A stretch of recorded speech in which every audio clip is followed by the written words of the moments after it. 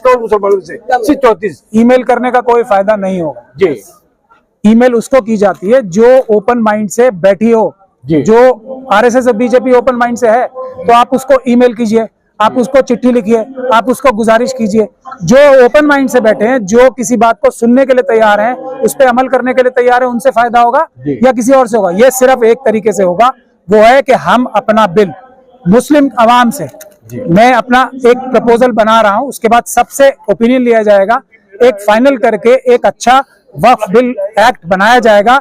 उसको पास कराने के लिए आंदोलन होगा, जो हम शेड्यूल कास्ट, शेड्यूल ट्राइब और दूसरी माइनॉरिटीज जो हैं, मुस्लिम, सिख के अलावा जो क्रिश्चियन, बौद्ध हैं, उनके साथ मिलके एक इज्तिमाई आंदोलन खड़ा करेंगे। क्योंकि SC ST की रिजर्वेशन में जो बैकलॉग है उसकी लड़ाई साथ लड़ेंगे, SC ST एक्ट जो डाइल्यूट कर दिया गया है उसकी लड़ाई और वक्फ की लड़ाई एक साथ लड़ेंगे। हम 46% हैं और OBC के साथ भी रिजर्वेशन जा रही है, OBC भी हमारे साथ आएगी, तो 90% लोगों को तंग कर रही है RSS और बीजेपी की सरकार।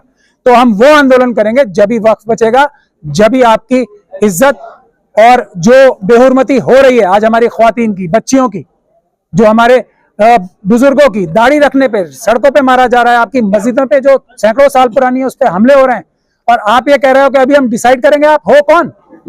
बुनियादी बात यह है, आपकी हैसियत और औकात क्या है? अगर आवाम आपके साथ, आप नुमाइंदे हो, सिर्फ नुमाइंदे हो मुस्लिम आवाम के। जो मुस्लिम आवाम आपके पीछे से हट जाए, आपको कोई सड़क चलता कुत्ता नहीं पूछेगा। मैं मजबूरी में ऐसे सख्त अल्फाज इस्तेमाल कर रहा हूं। तो जिसकी वजह से हो आप, उसके साथ गद्दारी, मेरी भी ताकत क्या है आज? आप सोचते हो अमित शाह साहब मुझे 2 मिनट में मरवा देंगे अगर ये ना पता हो कि कुछ मुस्लिम और शेड्यूल कास्ट, शेड्यूल ट्राइब लोग सड़क पे आके आंदोलन करेंगे मेरे मरने के बाद। ये है ताकत मेरी भी। वरना सर 3 तलाक के मसले में क्या किरदार रहा?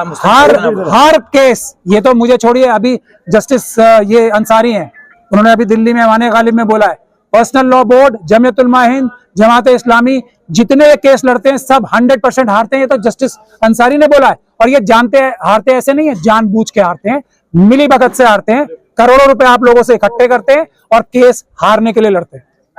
आपने जिस तरह से EVM की भी लड़ाई लड़ी और आंदोलन किया, अभी जारी है वो, और वो मुसलमानों को सत्ता में आना जरूरी हो गया है, क्योंकि सत्ता आपके पास में है, ताकत आपके पास में है, तब आप अपनी मुतालबात बनवा सकते हैं।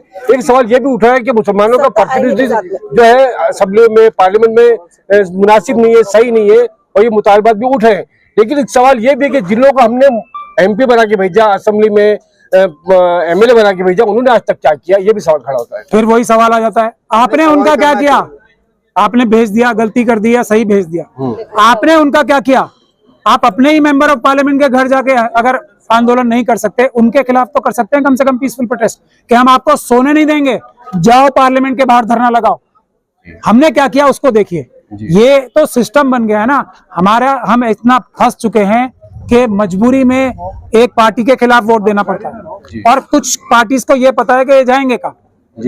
तो ये इस जो चुंगल से बचने के लिए तरीका यही है, जो मेंबर ऑफ पार्लियामेंट मुस्लिम है, जो मेंबर ऑफ पार्लियामेंट जो मुस्लिम जहाँ पे वोट्स हैं, वो उन मेंबर ऑफ पार्लियामेंट के घर के बाहर तो आंदोलन कर सकते हैं। यही सलाह मैं SC और ST के लोगों को देता हूं, क्योंकि उनके 131 MP हैं, उनके SC ST एक्ट को डाइल्यूट कर दिया, तो MPs के खिलाफ तो आप लोग आंदोलन कर सकते हैं।